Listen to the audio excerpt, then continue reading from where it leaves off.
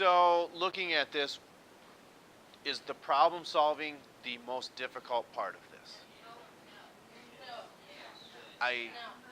Okay.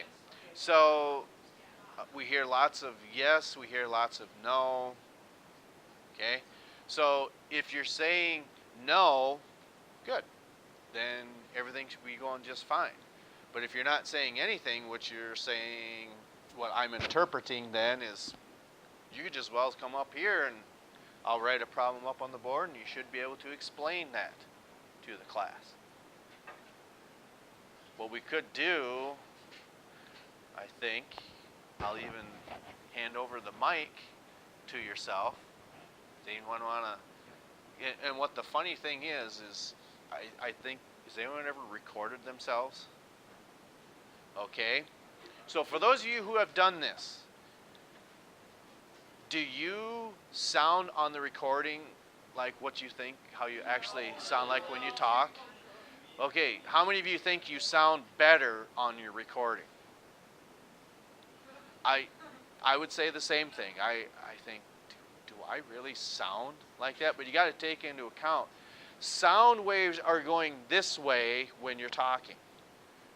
When you're playing your recording, sound waves are going in the opposite direction. You're interpreting them. So it probably sounds like it's slower. That would be my guess. Does that sound about right? For those of you who had your hand up. But just some very simple things to help yourself out. We know, okay, what's that? Okay, we're just putting the equal sign. What are these measured in? Newtons, okay? Forces are measured in newtons, okay? That variable. More often than not, it's what? What variable is this? Momentum. Okay, so kilograms dash meter over what? Okay.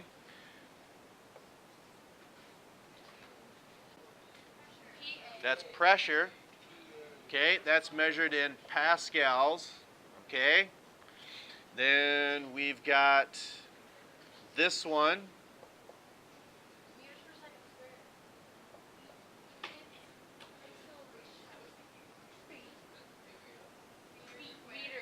Probably either this. Now, maybe on that problem quiz, okay, you needed to calculate the area. You're given 3 measurements. How many of you think you tried to make that a little too more difficult than what it had to be? That's very easy to do. Okay? When we start learning that periodic table next spring, I think people would agree it's very easy to make things way more difficult than what they have to be. Okay? The reason I say that is maybe just lack of experience, but for your amazing race, okay, what it had said was you had to come in here and find where your clue was located.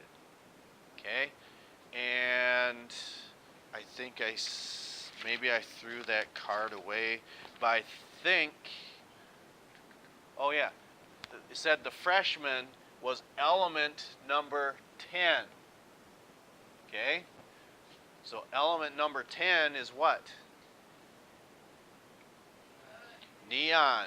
Okay? So that meant your clue was located in this corner of the room.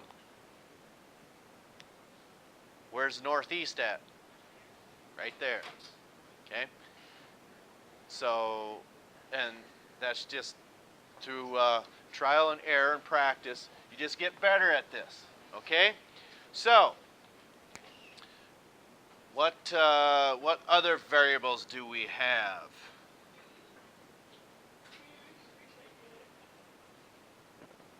Okay? And what about this guy? That's also meters per second squared, but what value does it have? 9.8. You need to wrap your head around that gravity has a value of 9.8. Okay? meters per second squared. All right? So now we asked you, no, you don't need to memorize these formulas. We want you to know how to use them. But if you, I'm not saying don't practice them, well, it probably makes it a little difficult to just try to navigate your way through and try to figure out, well, which formula do I need? Okay, so you're not going to lose your formula sheet, but if you can answer these as we go, you're probably well on your way to being successful, providing you continually do these problems the way that we ask you to. So what does force equal? Mass times acceleration. What does momentum equal? Velocity or final velocity, because why? If you're giving two velocities, how do you know that it's the final velocity and not the initial one? Has not made contact yet.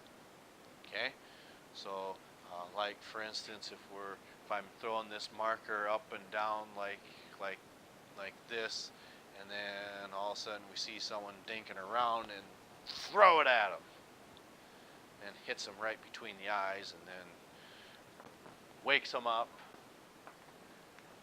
Either that, or it looks like we got someone tired there, and just let it fly.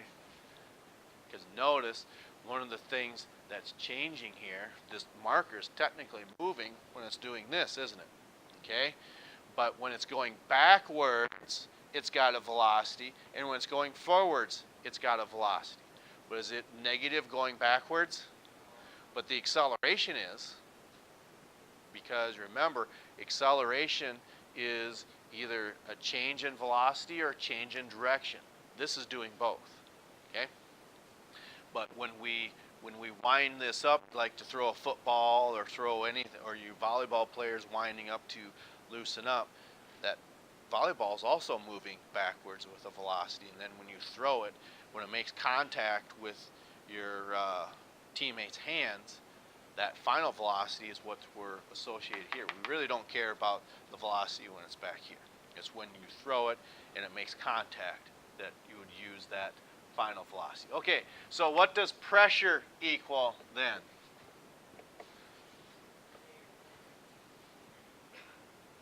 Okay, and what does acceleration equal?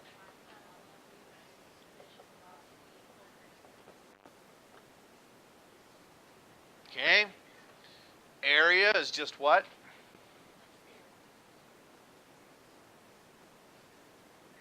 Because if you take it times height, you're not having the area, you've got what instead? You've got the volume, okay? And then velocity equals what? And then, of course, that's just a given value. The only variable I don't have up here is mass. That's kilograms, okay? So now, so we know what to label them with, okay? Because if you're given, let's say in a question, well, two players made contact with a value of 2,800 newtons. We didn't say what it was, we just said it was 2,800 newtons. So when you see that, we know that it is a what? We know that it is a force, okay? And how many of you throughout the process of, think back to that first second or that first week when we were trying to solve them problems. Yeah, it was probably very easy to solve for a velocity or an acceleration because those are only two formulas. Now, look how many we have so far, okay? And there's going to be probably about 4 or 5